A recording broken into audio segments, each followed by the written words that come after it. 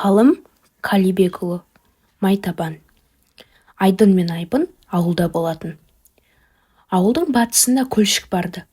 Сол көлшіктің жағасында жайылып жүрген бұзауды айдап келе жатқанда қара күшік шалшыққа түсіп, қайрандап зорға шықты.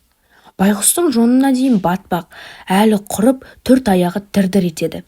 Екеуі үйге келгеннен кейін үлкен шылапшынға су толтырып, сабын ұнтағын салып, қара күшікті жақсылап тұрып шомылдырды. Сол күні кеште қара күшіктің іші өтіп, аузынан ақ көбік ақты. Таңертең қараса, жатқан жерінде өліп қалыпты. Айдын мен Айбын күшікті дорбаға салып арқалап бір төбешікке әкеліп көмді. Амал нешік, екеуі ең сүйікті достарынан қапыдағы айырылды. Нағашы аталары бұлайша басу айтты. Балалық істедіңдер, сабын суға жуындырғандарың дұрыс болмады. Амандық болса, тағы да күшік табылады. Айдын мен Айбын қалаға қайтқанда жолда өз ойларымен үнсіз отырды. Балалардың жүздерінен мұңайған нышанды байқаған алдындағы орындықтағы ата: «Балақайлар, сендерге не болды?» деп сұрады. «Ештеңе, ата», деді Айбын. «Өлген күшік қайта тіріле ме?» «Жоға, балақай, тірілмейді». «Ата», деді Айдын, «күшіктің моласына құлпытас орнатуға бола ма?»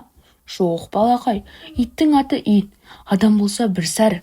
О заманда бұл заман өлген иттің басына күмбез орнатып, құлпытас қойыпты дегенді естісем, керең болайын». «Жақсы күшік», деді Айдын, «бөтен кісіні көрсе жатта кеп үретін. Біздің көшінің иті күшіктеп еді, керек болса барып таңдап алыңдар», деді ата. Екеуінің жүздерінен қуаныш лебі есті. Жексенбі күні Айдын мен Айбын әлгі атаның көршісінің үйіне барды. 5 күшіктің 4-еуін өзгелер алып кетіпті де, бір еркек күшік қалыпты. Айдын күшіктің желкесінен ұстап, сілке көтеріп еді, қыңқ етпеді. «Қабаған ит болады». «Майтабанға жетпейді», деді Айбын жыламсырап. Өлген күшіктің аты Майтабан болатын. Екеуі ақтөс күшікті кезек-кезек көтеріп үйге келді. Нағашы атасы: «Енді шомылдырмайтын шығарсыңдар?» деп әзілдеді. «Шалшыққа түспесе, шомылдырмаймыз», деді Айдын. Майтабан есіне түскен Айбын ауыр күрсініп, бетіне қалқалап теріс айнала берді.